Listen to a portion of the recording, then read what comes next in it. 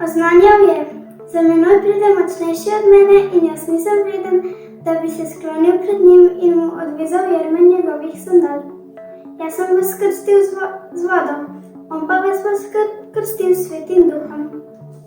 Tiste dni je Jezus prišel iz Nazareta v Galilejo in Janez ga je krstil v Jordanu.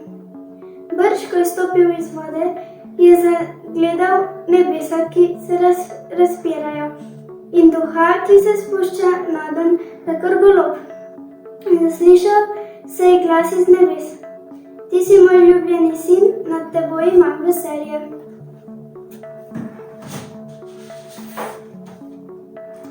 In še vprašanje: odkot je Jezus prišel k Janezu?